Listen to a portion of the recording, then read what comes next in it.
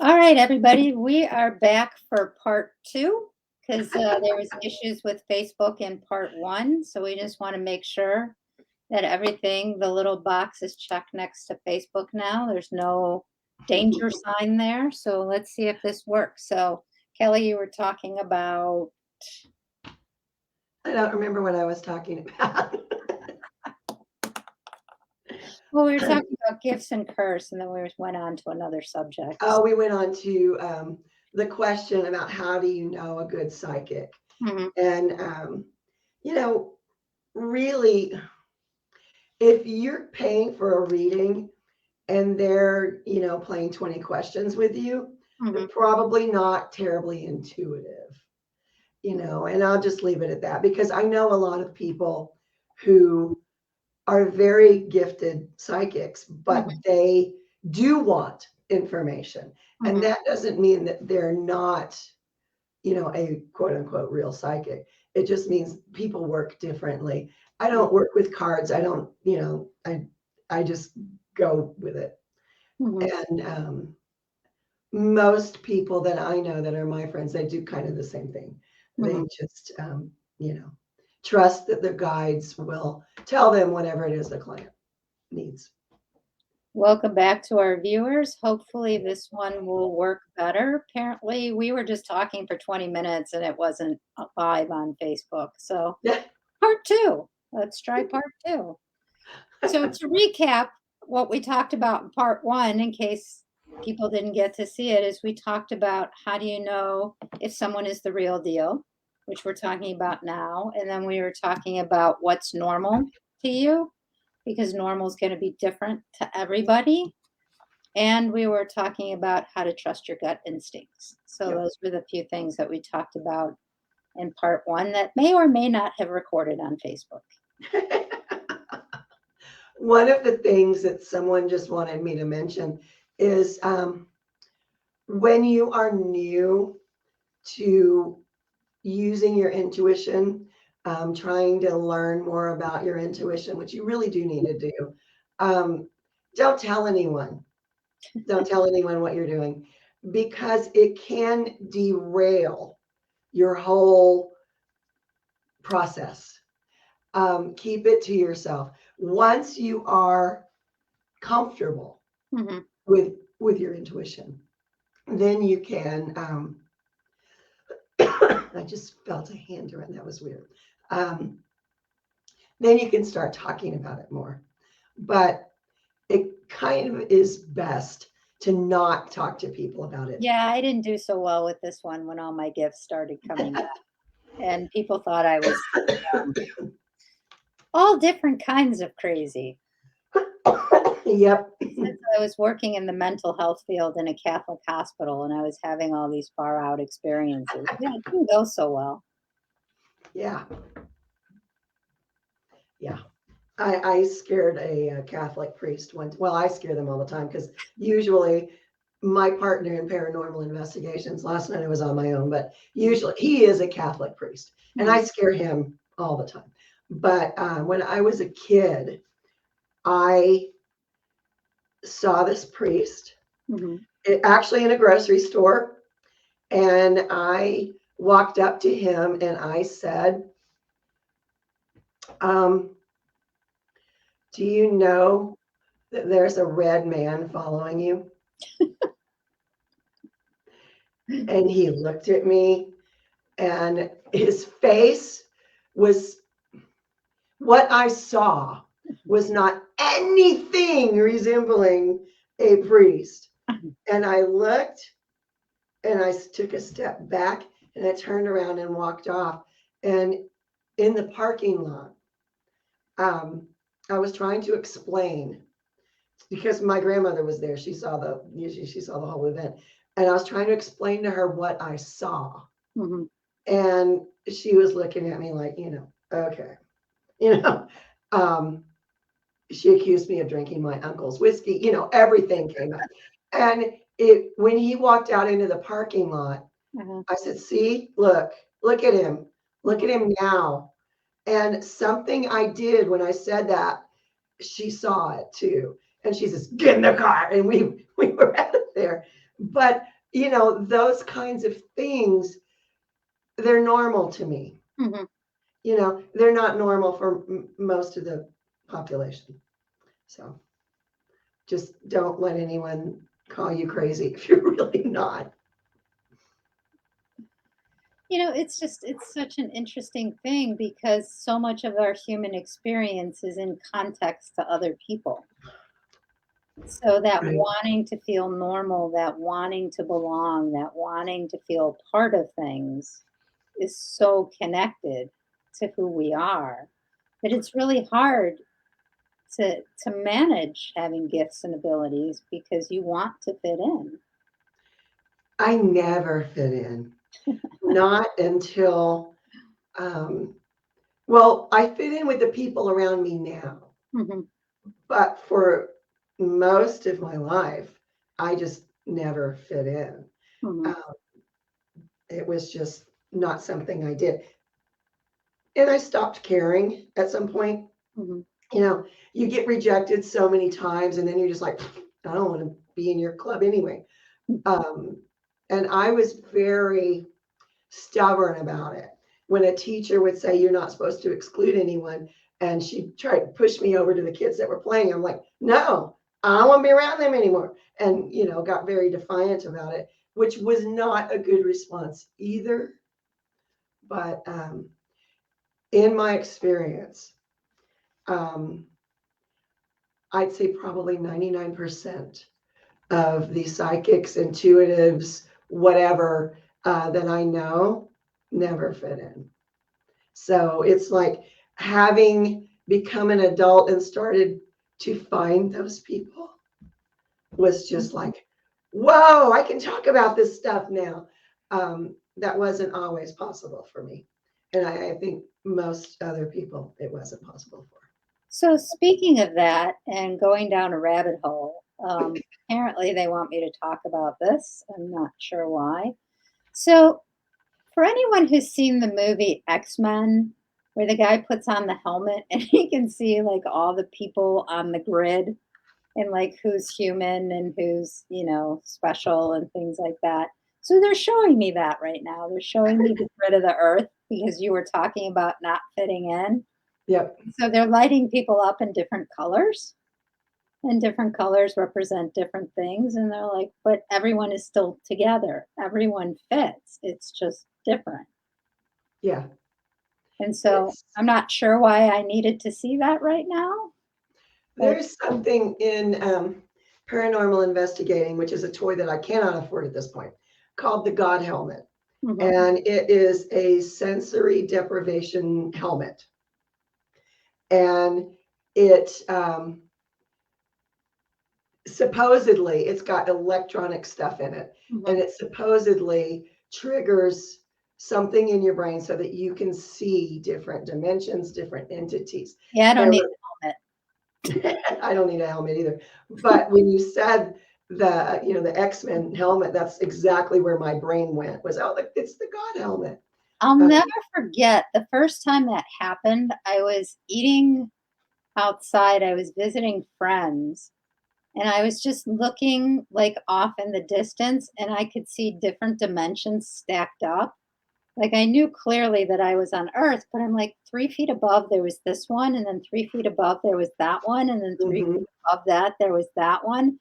And I'm thinking, I can't tell the people that I'm sitting with that this is going on. They're like, "Well, where are you?" I'm like, "Yeah, I'm just paying attention to something else right now because it's fascinating to me to just see it from a multidimensional perspective." And I know for myself, as my vibration has shifted, the way I see multidimensionally has changed. Yeah, And the mandalas that I draw change. I would imagine so. Yeah, So it's just really interesting. a lot of a lot of what people see when they talk about different dimensions. Mhm. Um, so many people have told me that they see colors and everything's brighter. That's astral plane. When you see the very bright colors that are more real than real, That's on the astral plane. So anytime I get someone coming to me, I don't know why they want me to say this, that said they were in a different dimension last night when they were sleeping and they were looking at all the colors, you're in the astral plane. So speaking of that, I think I've shared this story before, but I was again visiting friends. Apparently, I have lots of experiences when I visit friends, and like I was up in the boundary waters where there was no roads, and we turned off the concrete pavement onto the dirt, and it was like the Matrix.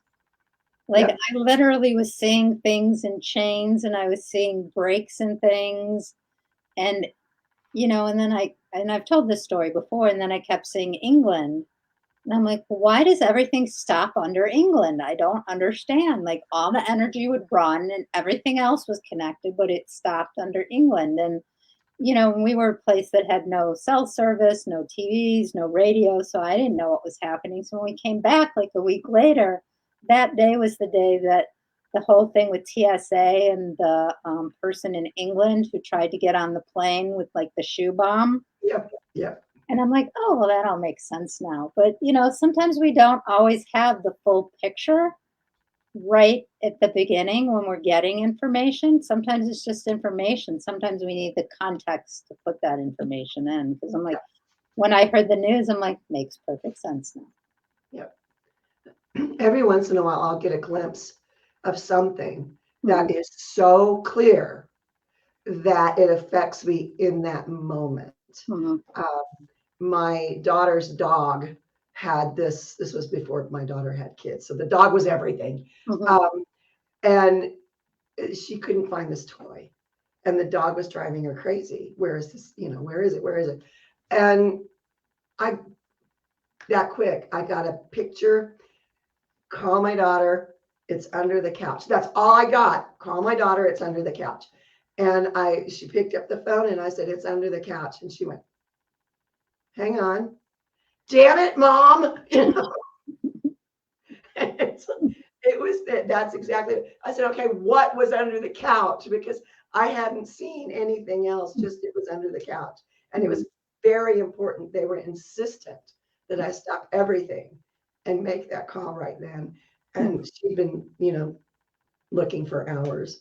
So sometimes it happens like that.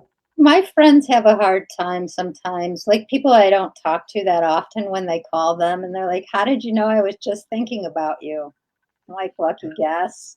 I said, because energetically I can feel it. It goes across my auric field and my awareness and it just pops in and I know. And Yep. so I usually pick up the phone and call them and it unnerves them every single time. Yeah. That's joys of living our lives. I was I've told this story before, but it cracks me up. So I have a friend who's now since on the other side, but she had her hip replaced and she was in rehab and she was close to where I live. And she didn't like what they were serving for dinner that night. So about 3 o'clock in the afternoon, she starts with telepathic messages. Could you come bring me this for dinner? Could you come bring me this for dinner? Could you come bring me this for dinner? And I'm like, I am not going. If she wants something, she can call me on the phone like any other person. So I don't know, 2 hours went by and she was adamant about it. And so finally I show up in her rehab room. I'm like, what? She's like, I don't like what they're serving for dinner. Will you go get me so and so? And I'm like, you could have called me on the phone. She's like, yeah, I could have, but it's so much more fun to do this to you. Yeah. But she's like, I knew you heard me. I've just been sitting here waiting for you to show up. Yeah. I had something very, very similar happen with someone I was very, very close to. I was at work and, I wanted this specific thing from this specific place.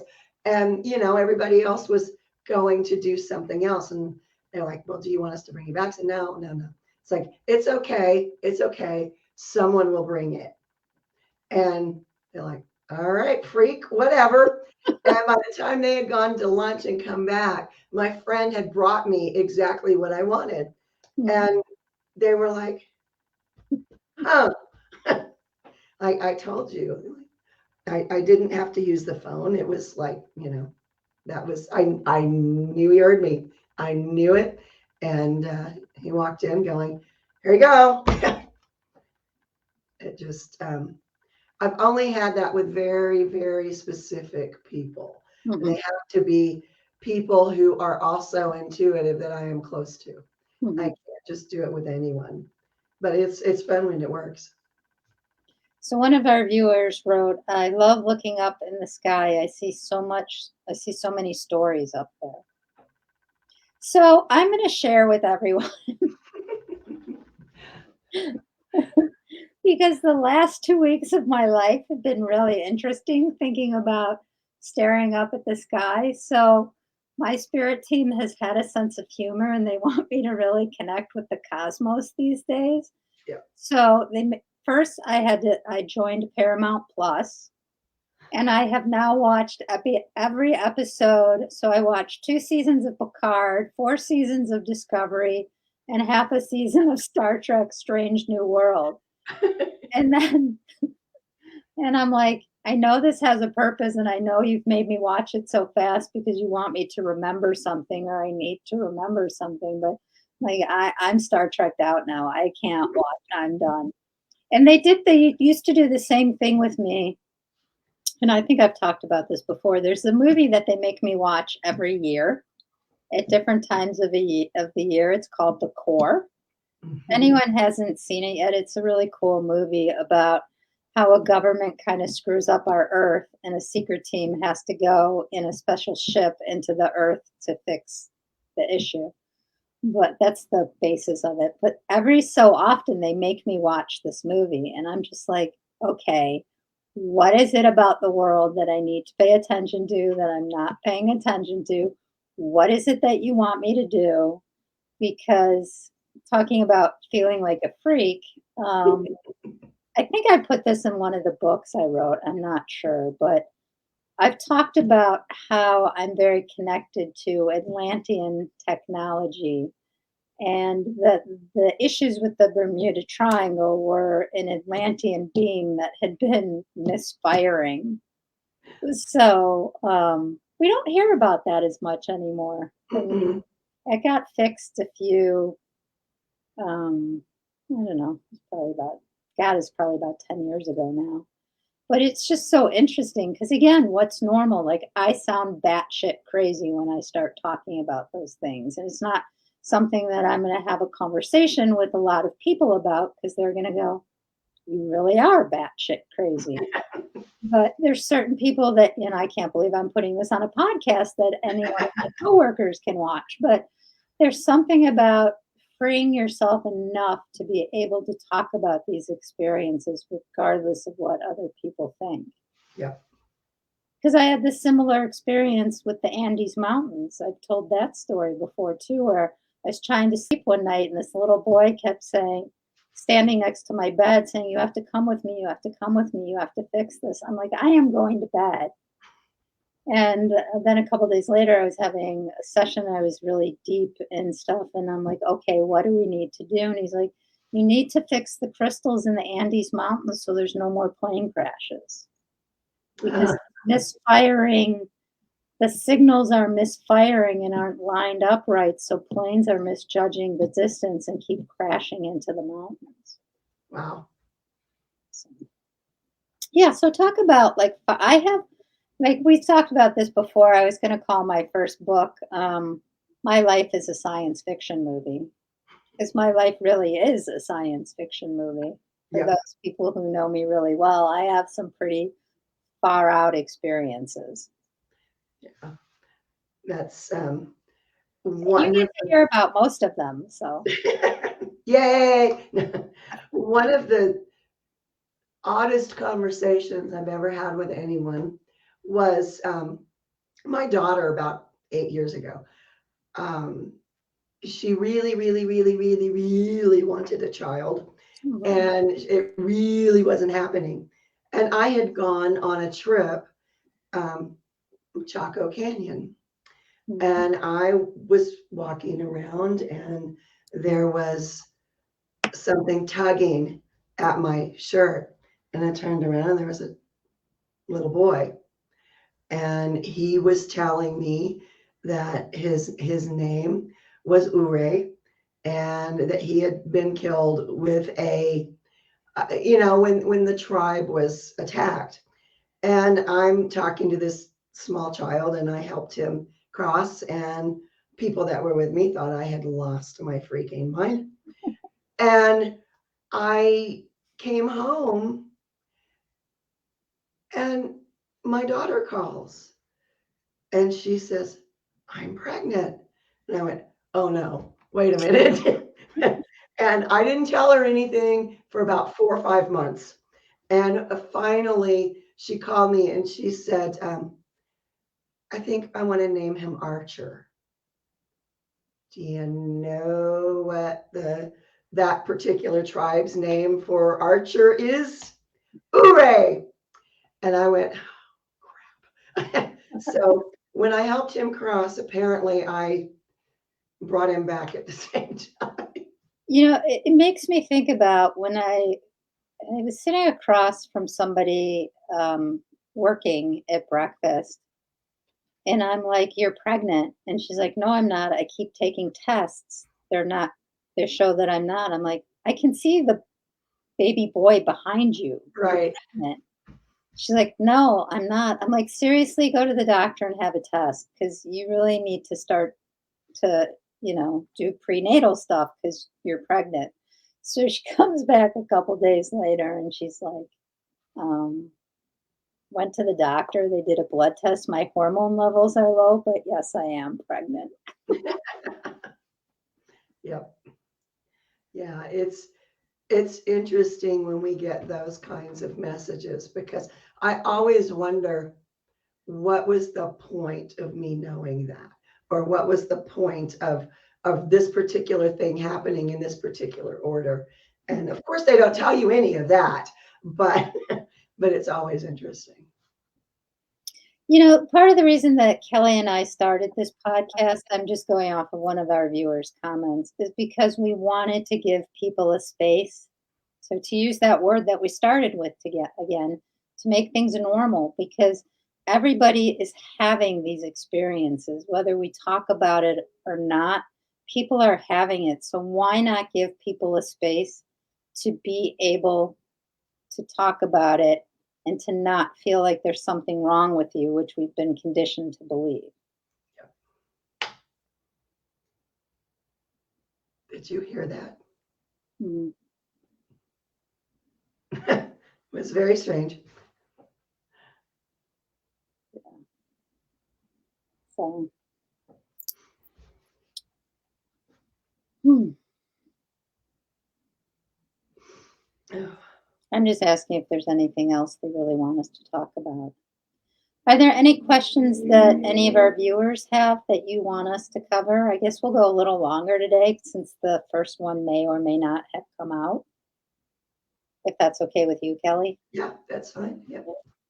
Yep. So, hmm. I mean, Kelly and I think probably could talk for hours and hours and hours about all the different experiences that we've had. So I'm going to promote myself, which I'm not really good at, but Yay. well, you could promote me because a lot of those experiences were in my first book that you so graciously published for me. Um, and the title of the book is, what is the title of it? I don't know how I know, I just know. And it's kind of my story about how I shut my gifts off and came back to my gifts. And then there's lots of channelings in the book and things like that. Because there has to be, and I remember you telling me this once when I did a podcast with you years ago, there has to be people who are brave enough to start the conversations for people. Yep.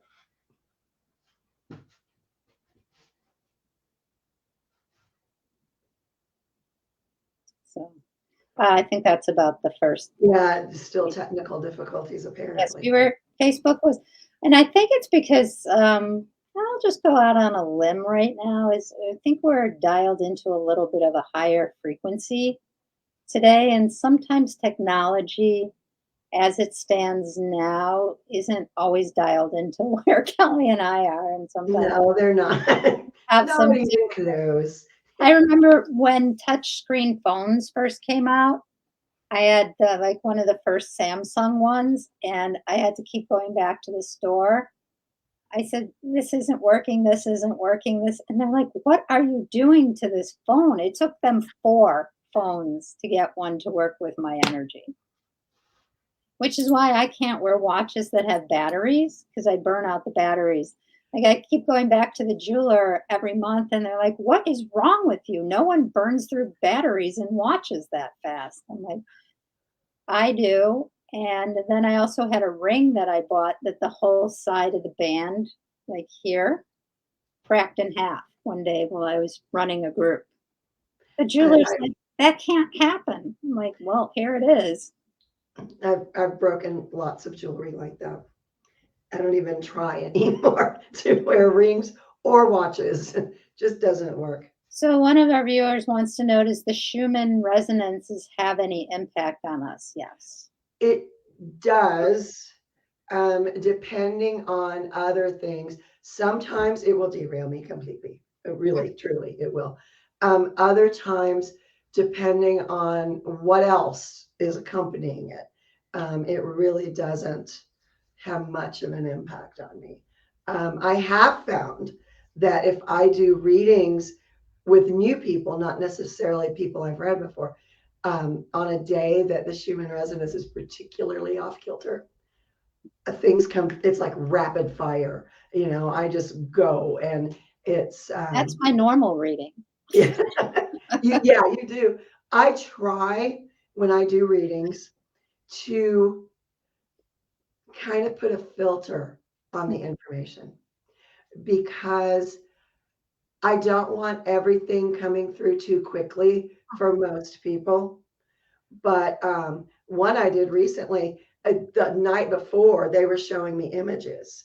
Hmm. And it was just by the time I actually got on the phone with that client, all the images were just coming through. Does this mean anything? Does this mean? And she's like, that's like all my passwords.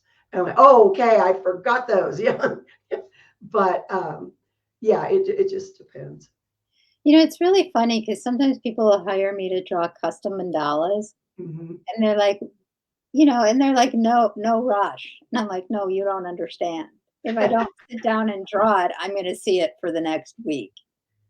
There might not be a rush on your end for when you need it, but there is in Right. mine. Otherwise, it's your energy is with me for like the next week till I sit down and draw it. Yeah. So I usually try and draw them within the first day or two if schedule permits. Sometimes it doesn't, but Yeah. I try. Energy is a funny thing, though, and everything plays into it. Planetary alignment plays into it. The Schumann resonance plays into it. Everything plays into it. And when I was teaching Reiki, there is a Reiki technique where you can send Reiki, but you hold them in your hand. And I taught it in a class. And that night, I was like, why can't I breathe? Why do I feel like I'm being constricted? And then it occurred to me what had happened. So I traced back the energy line and I called that student, please let me out of your hand. And she went, it worked. It's like, yeah, if you're really sensitive, it all works. Hmm.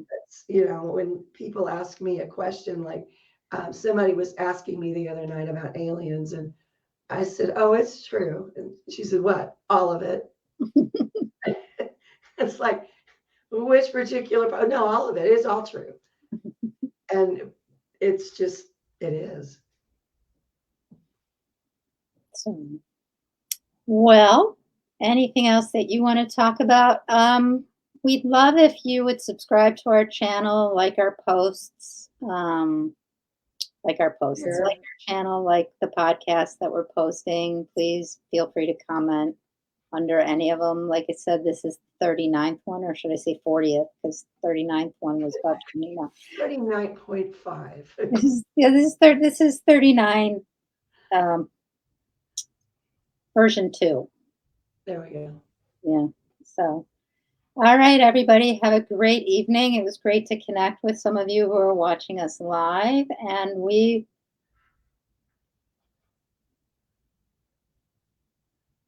Just reading a comment. Yep.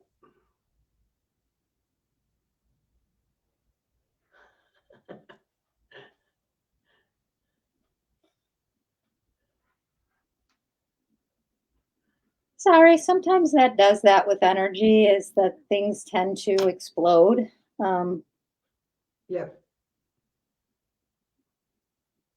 so apologize for that, but it's also a message, maybe looking at what you were making and if it was something that you were supposed to have or not supposed to have, or if it wasn't for your highest frequency and vibration right now. It all can mean something. So, all right, everybody, again, please like our and subscribe to our channel.